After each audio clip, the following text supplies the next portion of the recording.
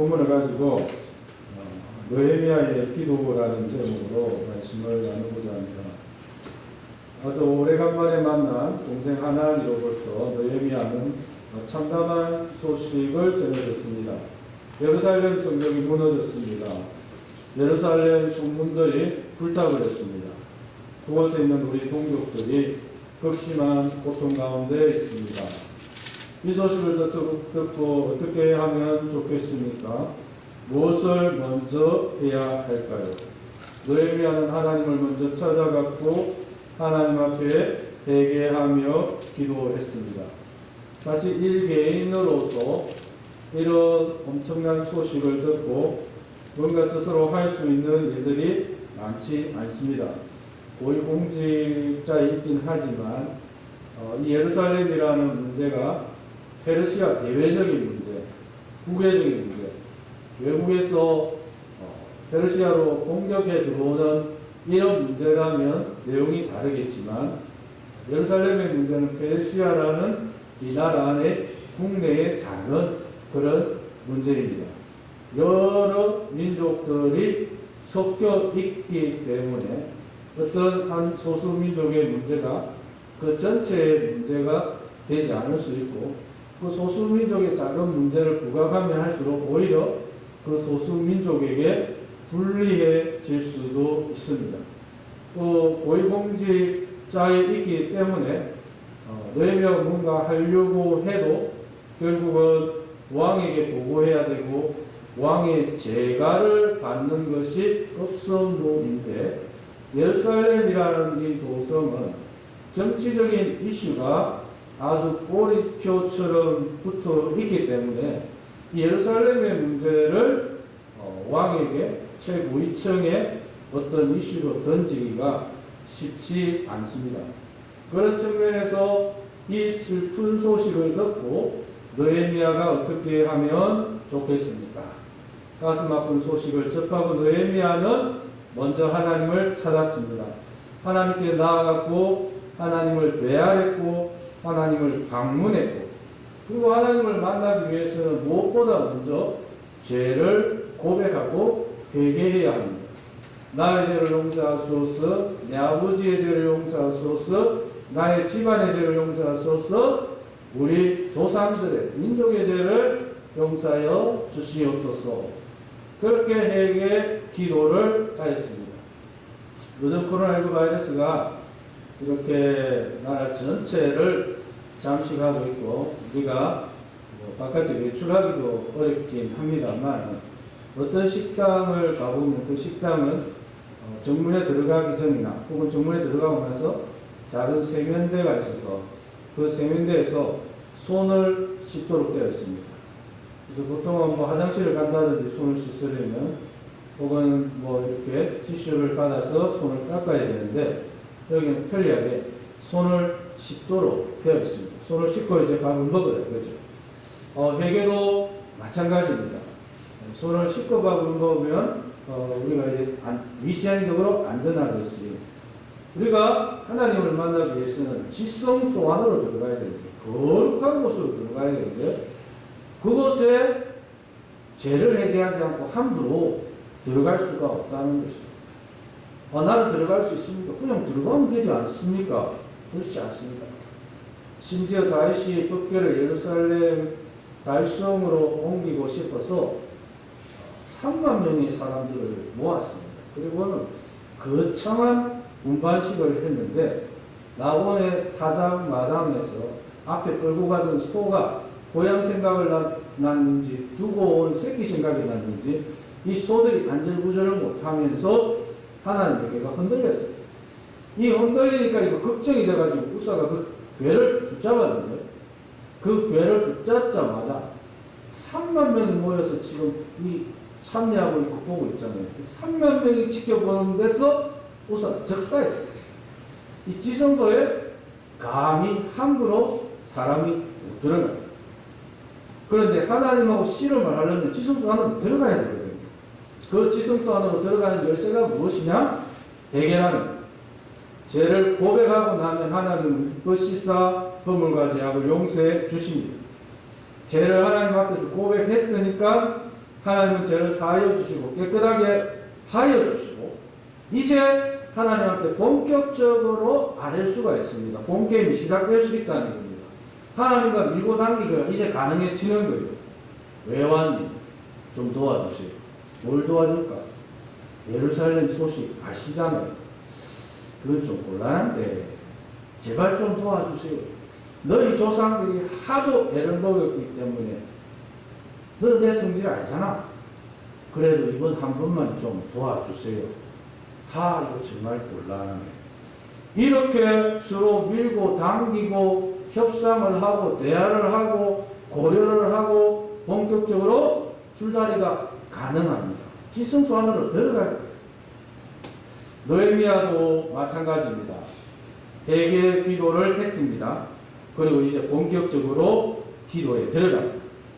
예루살렘 도성의 성벽이 무너지고 성문들이 불타고 성 안에 동족들이 극심한 고통 가운데 있다고 합니다.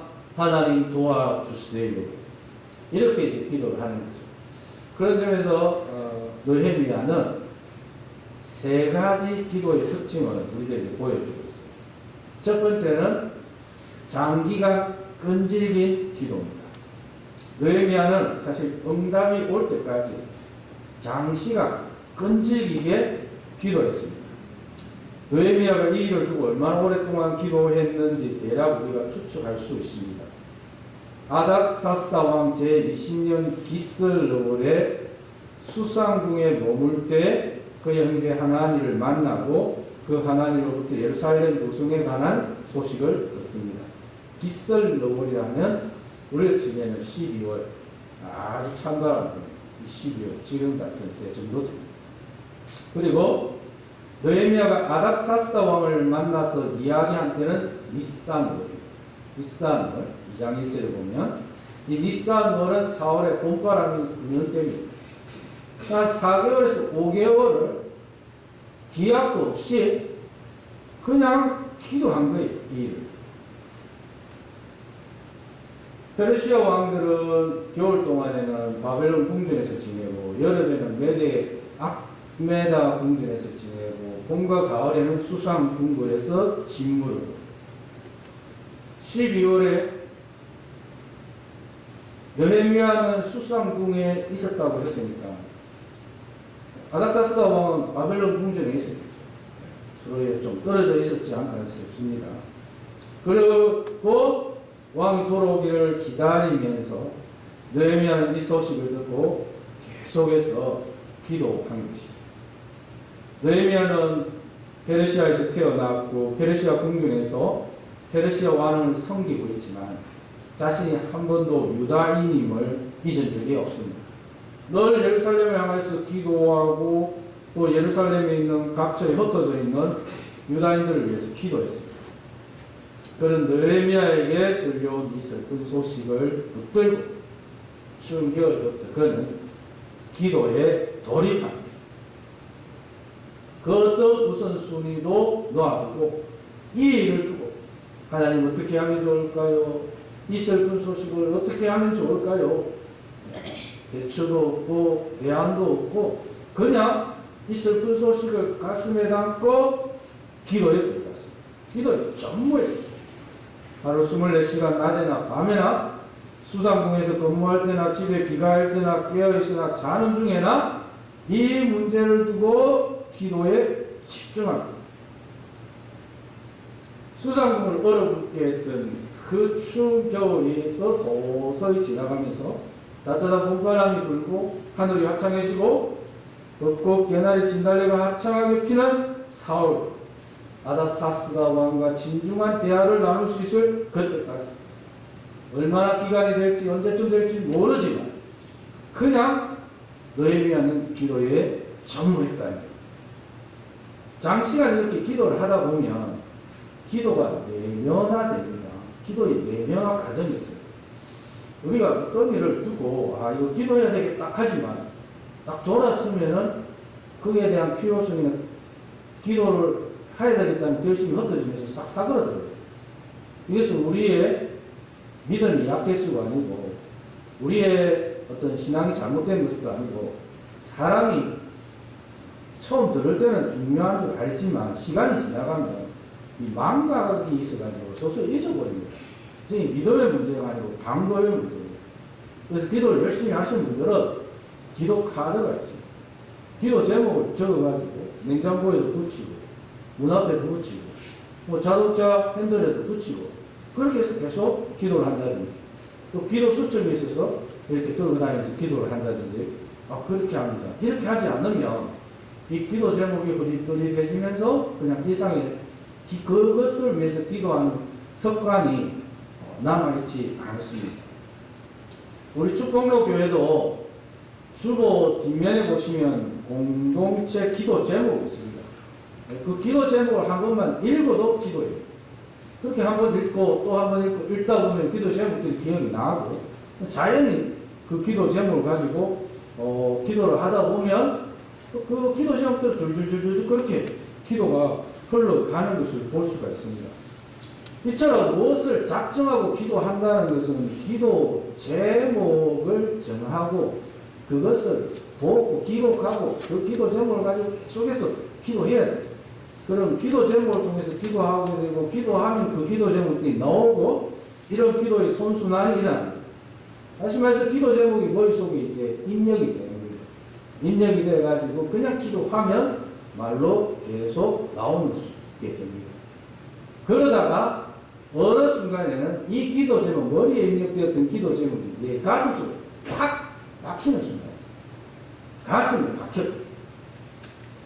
이 가슴의 기도가 박혀버리면 그 일을 두고 느헤미야 같은 경우는 예루살렘을 두고 기도하면 그냥 눈물을 쏟는 거예요.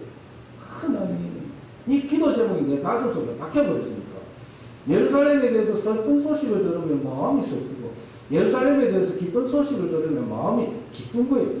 근데 지금 슬픈 소식이 가슴에 확 박혀버렸거든요. 그래서 예루살렘에 대해서 날마다 기도하고 기도할 때마다 눈물을 펑펑펑 울면서 기도하는 겁니다. 통탄해하는 거예요. 이 4개월, 5개월 동안 이런 시간이 흘러갔습니다. 마음에 기도의 제목이 박혀버리고 그 기도의 제목으로 인해서 마음에 수심이 가득 차고 그로 인해 자연히 얼굴에 표시가 나게 되는 것이죠. 그래서 느헤미야 2장 2절에 보면 왕이 내가 보니까 넌 병은 어디 아픈 것 같지는 않는데 얼굴이 좀 안 좋네. 얼굴이 그렇게 안 좋은 걸 보니 뭐 걱정이 있는 것 같다라고 말을 하게 되더랍니다. 아닥사스다 왕이 왕년에 관상을 좀 받겠습니까? 네, 그렇지 않습니다. 지난 4, 5개월 동안 느헤미야는 기도했고 그 기도의 제목이 가슴에 박혀버렸고 가슴에 박히다 보니 그 예루살렘의 슬픈 소식이 얼굴로 드러나게 되는 거예요. 모르는 사람이면 모르겠지만 왕과 술 맡은 관은 서로 굉장히 가까운 관계입니다. 늘 얼굴을 마주 볼 수밖에 없는 관계다 보니까 아닥사스다 왕이 보니 문제가 있구나 하는 것을 깨달은 것이죠. 그래서 느헤미야의 첫 번째 기도는 그냥 기도의 그 기간을 정해주지 않고 장시간 그 기도 제목을 붙잡고 그 기도의 제목이 가슴에 박힐 때까지 집중해서 기도했다는 거예요.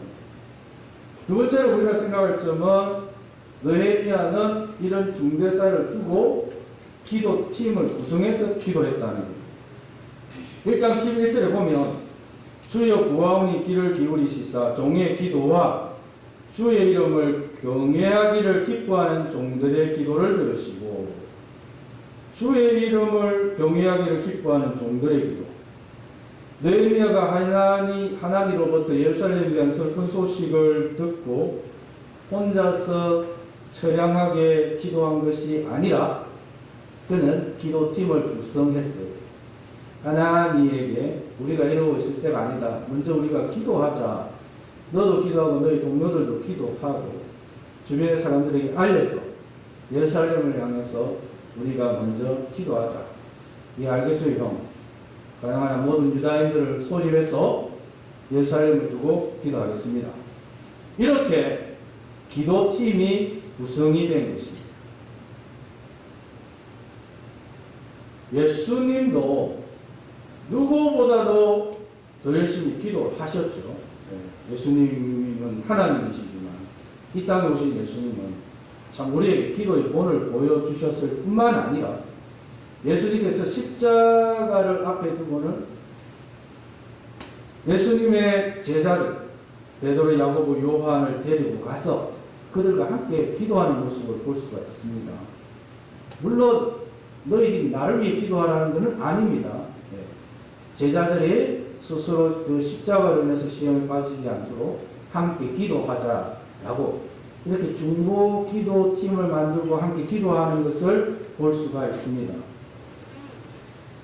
초대교회는 유대 종교 지도자들과 로마 제국의 박해가 굉장히 노골적이던 시도인데 교회가 급격하게 부흥할 수 있었던 그 부흥의 원동력도 이 기도팀이 강력하게 살아있었기 때문입니다.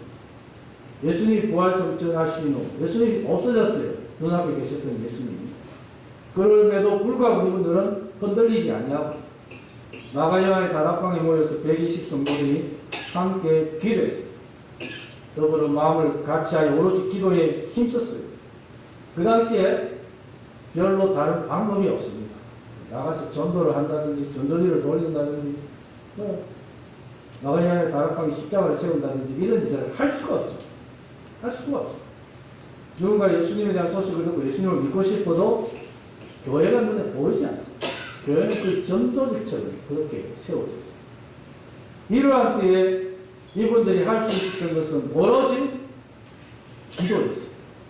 그래서 초대교회는 기도의 공동체였구나, 기도팀이 막강했구나 하는 것을 이 신약성경 곳곳에 우리가 살펴볼 수 있는데, 사도 바울은 데살로니가 교우들에게 쉬지 말고 기도하라, 로마에 있는 교우들에게는 기도에 항상 힘써라, 에베소 교우들을 향해서는 모든 기도와 간구로 하되 무시로 성령 안에서 기도하라, 골로새 있는 교우들에게는 기도를 항상 힘쓰고 기도에 감사함으로 깨어있으라, 빌립보 교회를 향해서는 아무것도 염려하지 말고 오직 모든 일에 기도와 간구로 너희 구할 것을 감사함으로 하나님께 아뢰라 라고 하면서 이 교회 공동체들이 다 기도의 공동체, 기도의 중보팀이 중요한 것을 권면하고 있습니다. 교회의 힘은 기도인 줄로 믿습니다. 기도하는 중보팀이 있을 때 교회는 역사가 일어납니다. 이 기도의 중보팀이 또 많은 숫자를 필요로 하는 것도 아닌 것 같아요. 예수님은 두세 사람이 내 이름으로 모인 그곳에 나도 그들 중에 있느니라 하시면서 숫자가 중요한 것이 아니라 기도의 공동체, 기도의 중보팀이 그 자체가 있어야 될 것을 말씀하고 계십니다. 느헤미야는 장기적으로 집중적으로 신령의 기도의 제목이 바뀌도록 기도했고요. 기도팀을 구성해서 기도했고요. 세 번째로 살펴볼 것은 핵심 기도문입니다. 기도하는 가운데 느헤미야의 내면에 어떤 일들이 있었을까는 우리가 알 수가 없지만 구약 성경에 나타나는 두 가지 사건을 통해서 추론해 볼 수 있습니다. 첫 번째는 비슷한 사례가 에스더에 나타나죠. 하만이라는 강교한 계략에 빠져서 유다민족 전체가 멸족할 만한 상황에 몰렸는데 그때 모르드게 삼촌입니다. 모르드게가 에스더 그 당시 왕비 조카에게 이런 말을 합니다. 이러할 때에 네가 홀로 잠잠하면 유다에 있는 다른 데로 말미암아 노인과 구원을 얻으려니와 너와 네 아버지 집은 멸망하리라. 에스더 네가 왕후의 자리를 얻은 것이 이때를 위함이 아닌지 누가 알겠느냐. 에스더가 지금 왕이가 되는 것이 이 사태를 해결하라고 하나님께서 그 자리에 세워놓은 것이 아니라고 감히 말할 수 있겠느냐. 마찬가지로 느헤미야도 기도하는 가운데 이 질문을 받았지 않겠습니까? 예루살렘 도성이 박살이 났는데 느헤미야는 술 맡은 관원입니다. 하나님께서 이때를 위함이 아닌지 누가 알겠습니까? 그 거대한 페르시아 대제국에 술 맡은 관원을 할 만한 사람이 느헤미야 외에도 왜 없겠습니까? 하필이면 왜 이 시점에 느헤미야가 술 맡은 관원이 됐나 이거죠. 능력이 있어서 운기친상, 운도 좋고 재주도 좋았어, 연주를 잘 잡아서 술에 조예가 깊어서 그런저런 이유를 달면은 있겠지만요. 이때를 위함이 아닌지 누가 알겠느냐. 에스더의 그 질문이 느헤미야에게 오는 것이죠. 또 한 가지 사건이 있는데 이사야의 환상입니다. 우시야 왕이 죽던 해 이사야 선지자는 나라가 걱정이 되어서 성전에 가서 기도를 했고 성전에서 기도하는 중에 하나님의 위대한 환상을 겪게 되는데요. 그때 하나님께서 이런 말씀을 하시고 내가 누구를 보내며 누가 우리를 위하여 갈고 그때 이사야 선지자가 내가 여기 있나이다. 나를 보내소서. 느헤미야가 기도하는 중에 이사야의 그 환상, 그 체험을 느헤미야가 동일하게 경험하지 않았을까 싶습니다. 예루살렘 성벽은 무너지고 성문들은 불타고 유대인들이 극심한 고통 가운데 있다는데 하나님께서 말씀하시기를 내가 누구를 보내면 누가 우리를 위하여 갈고 그 심령에 강하게 도전이 와서 느헤미야는 뜨거운 가슴으로 내가 여기 있습니다. 나를 보내소서. 기도하는 가운데 느헤미야는 결심을 굳힙니다. 그리고 느헤미야는 혼자서 집중 기도하고 기도팀을 구성해서 기도하고 또 기도를 통해서 이런 사명, 에스더가 만났던 사명, 또 이사야 선지자가 경험했던 이 사명을 그가 경험합니다. 이때를 위해서 아닥사스다 왕의 술 맡은 관원이 된 것이 아니겠느냐? 내가 예루살렘에 누구를 보내면 누가 우리를 위해 갈까? 주여, 내가 여기 있습니다. 나를 보내소서. 이제 무엇을 할 것인지에 대해서는 느헤미야 스스로 결정이 되었죠. 남은 과제는 어떻게 시작할 것이냐. 천지의 주제이신 하나님의 제가가 떨어졌다면 이제 공직자로서 아수에로 아닥사스다 왕이 이제 허락을 받아야 되는데 이 중요한 시점에 느헤미야는 주님 이 사람들 앞에서 은혜를 입게 하옵소서라고 핵심 기도를 이제 올리고 있는 것입니다. 느헤미야는 이 예루살렘 도성에 대한 이 일에 대해서 자신이 스스로 문제를 해결해야 되는구나 하는 것을 발견합니다. 유력한 사람들을 만나서 기금을 모아서 그곳에 기금을 보낸다든지 하는 이런 문제가 아니라 느헤미야가 직접 그곳에 가서 1200km 떨어지고 현장을 살피고 필요한 자원을 확보하고 직접 공사를 하려고 합니다. 그냥 기금을 모아서 구원자 정도가 아니라 자신이 시공자요, 착공자요, 중공자가 되겠다는 것입니다. 그래서 한 제국의 수도 궁궐에서 최고위직에 있던 사람이 연방의 작은 도시에 가서 그곳에 이장이나 동장을 하겠다는 것입니다. 명예로운 의무를 감당하겠다는 대단한 결심입니다. 근데 이렇게 하겠다고 하면 10중 8구 반드시 반대하는 사람들이 나타날 거예요. 예루살렘은 반역의 도시입니다. 반란의 도시입니다.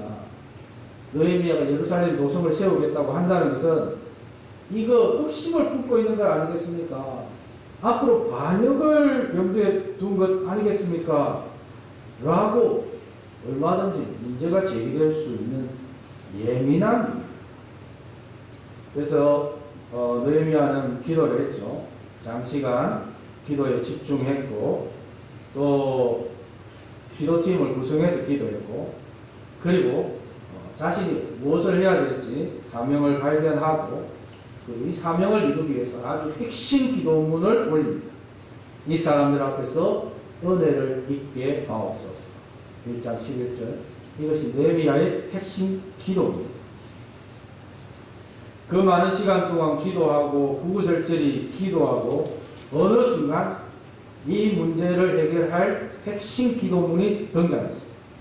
내 소원이 무엇이냐 한 가지만 말해라 할 때 구구절절이 아니라 딱 한 문장으로 때릴 수 있는 핵심 기도문이 그에게 왔어요. 이 사람들에게 은혜를 입게 하옵소서.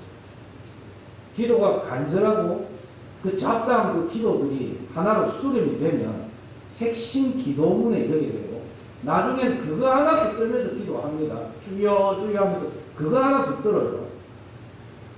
성경에는 이런 핵심 기도문이 많이 있습니다. 누가복음 18장에 보면 바리새인과 세리가 함께 성전에 올라가는데 그 세리의 핵심 기도문, 하나님 나를 불쌍히 여겨주세요. 나는 죄인입니다. 십자가에 못 박힌 두 강도 중에 한 강도도 생의 마지막으로 숨 끝나기 전에 핵심 기도문을 옆에 있는 주님에게 올립니다. 주여 주님의 나라 이를 때 나를 기억하소서. 주구장창 할 만한 기도들이 얼마나 많았겠습니까? 한 문장 딱 갑니다. 구약에서 가장 존귀한 자로 소문난 사람이 야베스입니다. 이 야베스라는 이름 자체가 고통이에요.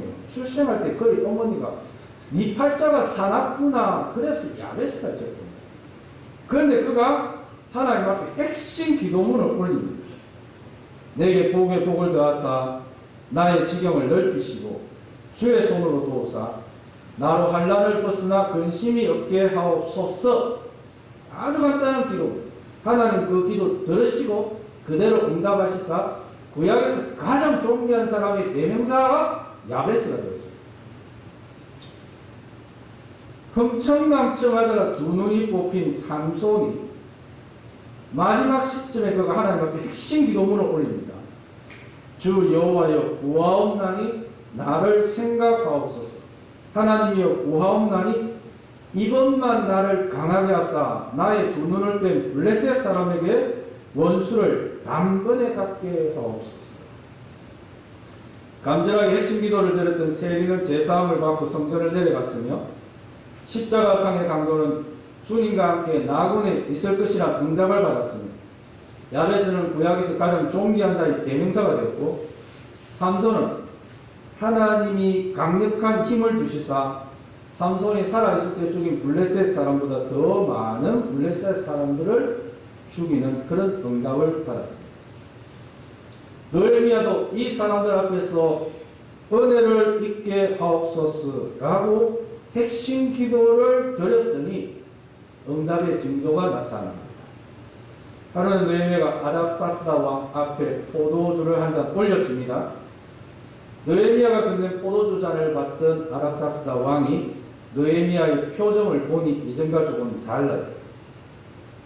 지난 4개월 동안 그 마음의 기도의 제목이 바뀌어버렸으니 얼굴에 표시가 난 것이죠. 이 친구 얼굴이 왜 이래? 얼굴이 왜 이래 반쪽이야? 몸이 아픈 것 같지는 않는데 마음에 걱정이 있구나. 그래서 왕은 무슨 걱정거리라도 있냐라고 물은 신하의 얼굴이 임금 앞에서 표정이 그래 안 좋다는 것은 굉장히 위험한 일입니다. 이거는 불충이에요. 불충. 그럼에도 불구하고 잘못될 수도 있는데 왕은 불충으로 보지 않고 관심으로 보고 걱정으로 보고 그리고 묻습니다. 진심으로. 아프지는 않은 것 같은데 뭔가 슬픈 일이 있는 모양이구나. 아닥사스다 왕이 이렇게 물었을 때 느헤미야의 가슴은 망치로 큰 북을 한 대 세게 친 듯이 두근거렸습니다. 지난 4, 5개월 동안 이 순간을 기다려왔거든요. 이 사람들 앞에서 은혜를 입게 하옵소서. 핵심 기도까지 하면서 순간을 기다렸는데 아니나 다를까 왕이 먼저 관심을 가지고 질문을 한다. 무슨 걱정거리라도 있니? 이제 그 다음은 느헤미야가 수도 없이 반복했던, 마음속으로 되뇌했던 이야기입니다. 왕은 만세수를 하옵소서. 내 조상들의 묘실이 있는 성읍이 이제까지 한가하고 성문이 불타사오니 내가 어찌 얼굴에 수심이 없사오리까. 어떻게 제일 대답하는 것이 무난할까요? 왕의 관심을 받고 예레미야가 예루살렘 도성이 어쩌고 저쩌고 이러면 그 예루살렘 도성은 반역의 도시로 유명한 것인데, 그러면 예루살렘 도성을 재건해서 어떻게 할 건데 거기에서 네가 왕이라도 되겠다는 거냐? 이렇게 받아들이면 정말 곤란합니다. 그래서 느헤미야는 예루살렘에 대한 이야기는 한마디도 안 해요. 개인사로 접근합니다. 하나님이 주신 지혜적이죠. 네. 유대인이든 페르시아 사람이든 동서고금을 막론하고, 우리가 부모가 있고 부모를 통해서 자식이 태어나는 이 가족, 유대, 가문, 이것은 우리 모두가 공유하고 있는 것입니다. 그래서 느헤미야는 우리 조상, 우리 부모님, 조상들이 있는 묘시, 이 도성이 지금 파괴되어 있습니다. 이 조상들의 묘시를 잘 보존할 수 있도록 도와주십시오 라고 이야기합니다. 예루살렘에 대해서 뻔것도 아니에요. 그냥 조상들의 묘시, 가족. 누구나, 아닥사스다 왕뿐만 아니라 누구나 공감하고 동의할 수 있는 입장에서 접근을 하고 있어요. 하나님이 그 순간 지혜를 주셨습니다. 그러기에 왕의 관심은 아주 구체적으로 호의적으로 나아갑니다. 왕이 내게 이르시되 그러면 내가 무엇을 원하느냐. 여기까지 지금 온 거예요. 소식을 듣고 기도하면서 가고자 하는 지점이 요거죠. 왕이 내가 어떻게 도와줄까? 내가 어떻게 해주면 좋겠니? 그 순간 느헤미야는 하나님께 짧은 기도를 합니다. 그 기도가 핵심 기도문이에요. 이 사람들 앞에서 은혜를 이렇게 하옵소서. 네. 이렇게 핵심 기도가 효과가 있기 위해서는 우리가 열심히 기도를 해야 합니다. 학생들 공부는 벼락치기가 가능하지만 기도는 벼락치기가 안 됩니다. 그냥 어느 결정적인 순간에 하나님 도와주세요 라고 벼락치기 기도를 해서 안 돼요. 느헤미야는 소식을 듣고 계속해서 기도해 온 겁니다. 기도해 오고 중보팀을 구성해서 기도하고, 그러다 보니까 기도가 쌓여가지고 가슴에 박히고 얼굴에 수심이 나타날 줄로 기도에 절어 있어요.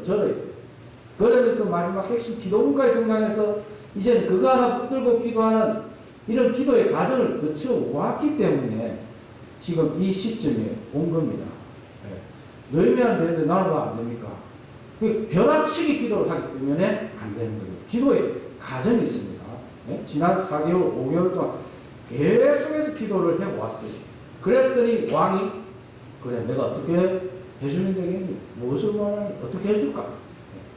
그때 느헤미야가 왕이 만일 좋게 여기시고 종이 왕의 목전에서 은혜를 얻었사오며, 요거죠, 그죠? 신기도면 이 사람들에게서 은혜를 있게 하옵소서. 나를 유다 땅 나의 조상들의 묘실이 있는 성읍에 보내어 그 성을 건축하게 하옵소서. 이렇게 말을 한 겁니다. 바벨론의 느부갓네살에 의해서 예루살렘 도성은 황폐화되었습니다. 페르시아의 고레스 대왕은 스룹바벨과 제사장 여호수아 주도로 예루살렘에 기한을 허락했고 또 예루살렘 성전을 건축하는 것도 허락했습니다. 하지만 예루살렘 성전 건축이라는 것 자체가 정치적 이슈가 되고 반역이라는 골표가 붙으면서 이것이 거지부지 되다가 다리오 왕 때에 성전 건축을 재개해서 완공할 수 있었습니다. 성전은 그럭저럭 모양새를 갖추었지만 도성은 황폐화되고 성벽은 무너지고 성문들은 불타고 이러다가 성전도 언제 공등탑 무너지듯이 모래성이 내려앉듯이 사라질지 모르겠어요. 느헤미야는 이 소식을 듣고 기도했습니다. 집중적으로 기도 제목이 가슴 박히도록 기도했고요. 중보팀을 구성해서 기도했고 핵심 기도문에 이르기까지 기도했고 자신의 사명을 발견하기까지 기도했습니다. 그런 기도의 결과 응답이 나타났죠. 보이를 보이고 내가 무엇을 해주면 좋겠는가 그런 시점까지 이르렀습니다. 저는 지금 우리 2021년을 맞이한 우리가 느헤미야처럼 집중적으로 우리가 기도의 공동체가 함께 기도해야 될 시점이라고 생각합니다. 100년 전 우리의 조상들은 선교사의 무덤이라고 불리던 이 조선 땅에서 하나님을 예배하는 견고한 예루살렘 도성을 세웠습니다. 일제강점하에서도 또 북한 공산주의 침략하에서도 우리의 이 예루살렘 성은 견고했습니다. 100여 년 전 한국교회는 초대교회와 같이 뜨거웠습니다. 경제적으로 정치적으로 지금보다 훨씬 더 어렵고 힘들었지만 믿음의 성벽은 단단했고 헌신의 성문은 굳세게 버티고 있었습니다. 전도의 용사들이 성령의 갑옷을 입고 거리마다 가가호흡 복음을 전했습니다. 하지만 지금은 믿음의 성벽이 무너다리처럼 허물허물하고 헌신의 성문이 재만 폴폴 그리고 있는 것은 아닐까요? 또한 코로나19 바이러스로 인해서 우리의 일상이라는 이 예루살렘 도성이 무너지고 있습니다. 예수님이 체포되시던 날 밤 제자들이 몽땅 도망가고 예수님이 십자가에서 숨을 거두는 모습을 보고 제자들이 모두 흩어져 버렸듯이 오늘날 우리의 믿음이 사라지고 흩어지고 움츠러들고 있음을 발견합니다. 어떻게 하면 좋겠습니까? 무엇부터 시도하면 좋겠습니까? 느헤미야가 보여주었듯이 우리는 하나님 앞으로 나아가야 합니다. 4개월이 아니라 4년 혹은 40년이라도 우리는 하나님의 지성소로 나아가서 하나님을 만나고 하나님과 대면하고 하나님께 기도해야 합니다.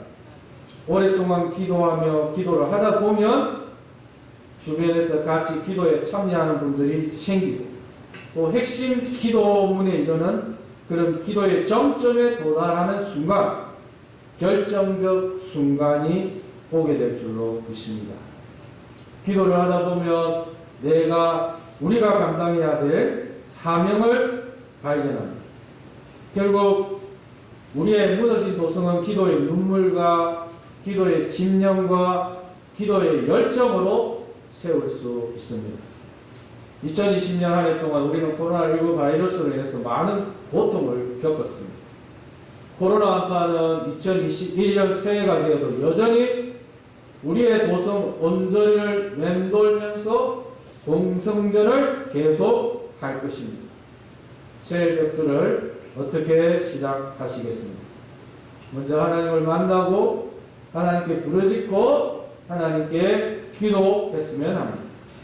기도하는 가운데 우리의 가정, 우리의 삶의 현장, 교회, 그리고 우리 나라가 예루살렘 도성으로 회복되는 놀라운 은혜를 누리는 그런 축복의 모든 가족들 될 수 있기를 주님의 이름으로 축복합니다.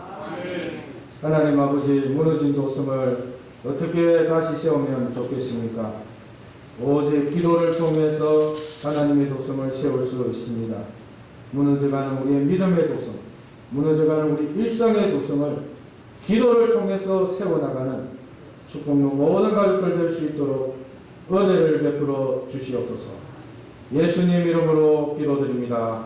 아멘.